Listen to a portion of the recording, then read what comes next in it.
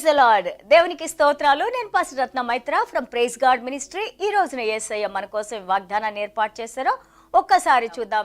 నిర్గమకాండము 2వ అధ్యాయము 2వ వచనము. ఆ స్త్రీ గర్భవతి అయి కుమారుని కని వాడు సుందరుడై ఉండుట చూచి 3 నెలలు వారిని దాచెను. Exodus chapter 2 verse 2. So the woman conceived and bore a son, and when she saw that he was a beautiful child, she hid him 3 months. దేవునికి స్తోత్రం.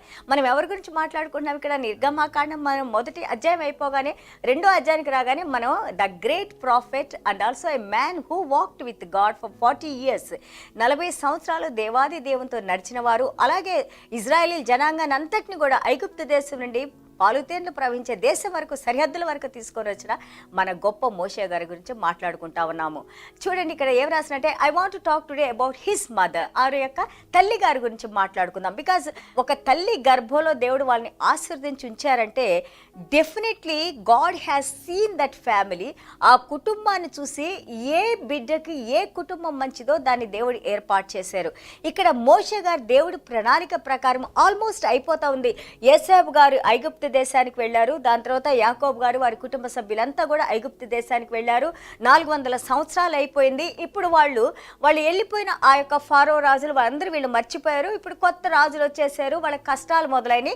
మనం మొదటి అధ్యాయం చూస్తే they are crying to God because of the persecution, because of the troubles, because of the problems what they are facing in Egypt. So వాళ్ళు ఎంతో కష్టపడతా దేవుని తలుచుకొని దేవునికి మొరబెట్టుకుంటా ఉన్నప్పుడు God now he started his plan. ఆయన యొక్క ప్రణాళిక మొదలేశారు. ఇందులో మనం మొట్టమొదటిగా చూస్తూ ఉంటుంటే ఆమె 3 నెలల ఎందుకు దాచిపెట్టింది? బికాజ్ అప్పుడు ఫరో గారు ఆ మగ పిల్లలు ఎవరైతే ఇజ్రాయేలీలకు పుడతారో వాళ్ళందరినీ చంపేని ఆజ్ఞ ఇచ్చారు. కాబట్టి ఎందుకంటే వీళ్ళు ఇంక్రీజ్ అయిపోతా ఉన్నారు. దేవుడిచ్చిన వాగ్దానం ప్రకారం, ఆశీర్వాదం ప్రకారం they are multiplying they became so many people.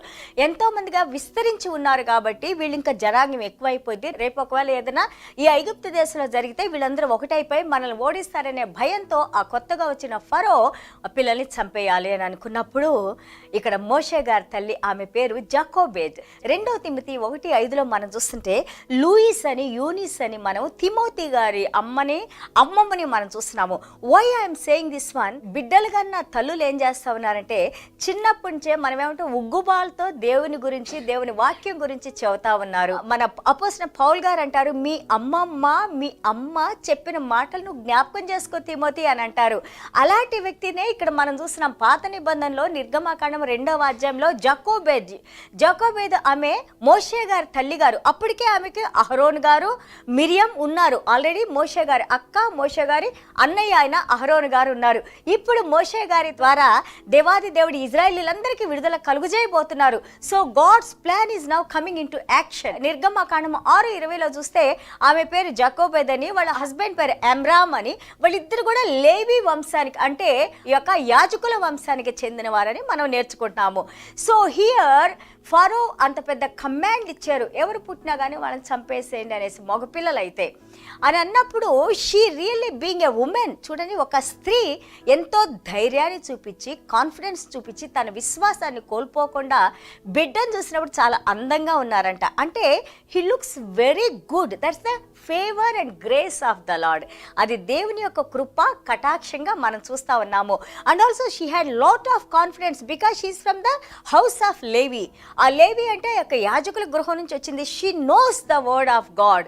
So ఆమె ఏం చేసింది? దేవుని యందు విశ్వాసంతో, నమ్మకంతో బిడ్డను 3 నెలలు దాచిపెట్టింది. Maybe she was not able to, ఇంకా దాని తర్వాత ఆ లోపల హైడ్ చేయలేకపోయింది, దాచిపెట్టలేకపోయింది అనుకుంటా.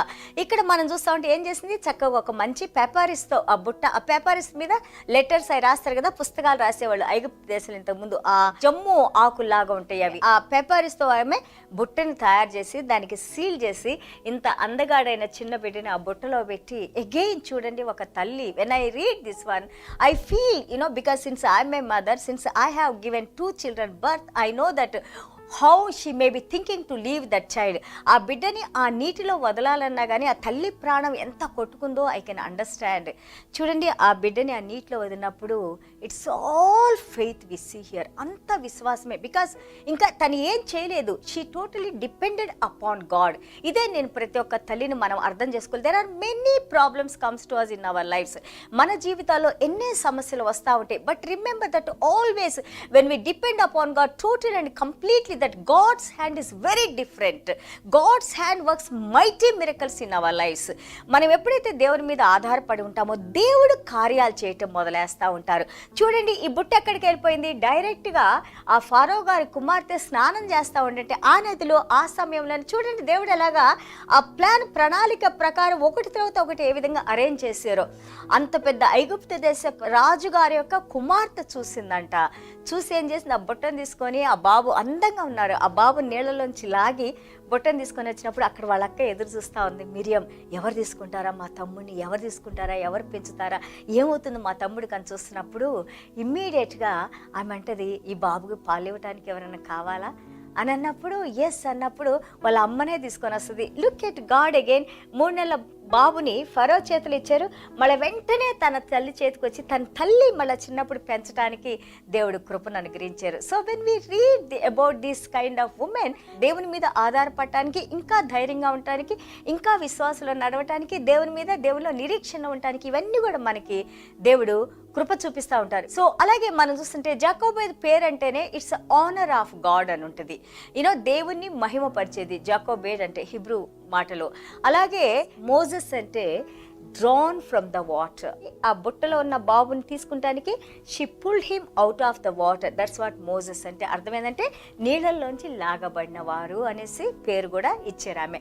దాని తర్వాత మనం చూస్తున్నాము దేవుని ప్రణాళిక ప్రకారం ఇంతగా అందగాడైన బాబు ఆ యొక్క 40 సంవత్సరాలు ఐగుప్తు దేశంలో ఆ రాజ్యంలో తను ఎన్నో విలువిద్యలు నేర్చుకుంటానికి, అలాగే ఆ యొక్క యుద్ధాలన్నింటిలో జయిస్తూ ఫరోకి ఎంతో నమ్మకమైన వానిగా, యాక్చువల్గా he was about to become next prince of Egypt. ఆ యొక్క యువరాజుగా రాజ్యాన్ని తీసుకోబోతున్న సమయంలో మనకి తెలుసు ఏ విధంగా God has diverted him and he brought him to the mount సైనాయ్. ఆ యొక్క సీనాయి పర్వతం వైపు మళ్ళీ దేవుడు 40 సంవత్సరాలు ఆ యొక్క ఈజిప్ట్లో ట్రైనింగ్ అయిన తర్వాత మోషే గారికి మళ్ళీ తిరిగి 40 సంవత్సరాలు ఆయన ఈ యొక్క సీనాయి పర్వతం వైపు ఆయన జీవించడానికి దేవుడు ఎన్నో పాఠాలు ఆయనకి నేర్పించి, దాని తర్వాత మళ్ళీ 40 సంవత్సరాలు దేవుని యొక్క జనాంగాన్ని ఎవరైతే ఏడుస్తూ కంప్లైంట్ చేశారో ఆ మొరంతా వినిన దేవుడు. మనకి స్టోరీ తెలుసు కదా, మోషే గారితో మాట్లాడి మోషే గారిని లీడర్గా పంపించి వాళ్ళ అన్నయ్యని మోషే గారిని ఐగుప్తు దేశానికి పంపించి మనకి తెలిసిన స్టోరీనే. అన్ని లక్షల మందిని ఎర్ర సముద్రాన్ని దాటించి ఆయన 40 సంవత్సరాలు వారితో ప్రయాణించి వారందరి కష్ట సుఖాలు చూసుకుంటూ వాళ్ళని నడిపించిన వ్యక్తిగా ఒక గ్రేట్ మెన్ ఆఫ్ గాడ్. హీబ్రూస్లో మనం చూస్తాం విశ్వాసుల ఆ యొక్క జీవిత చరిత్ర చూస్తుంటే ఆ యొక్క అలాగే నమ్మకం కలిగిన ఆ యొక్క సేవకుని గురించి మనం ఏంటంటే దేవుని కోసం సమస్తాన్ని ఐగుప్తు దేశంలో ఉన్న రాజరికాన్ని విడిచి వచ్చారని, అలాగే దేవుడు టెస్టిమోనీ ఇస్తారు. He is the meekest man in my house అని అంటారు.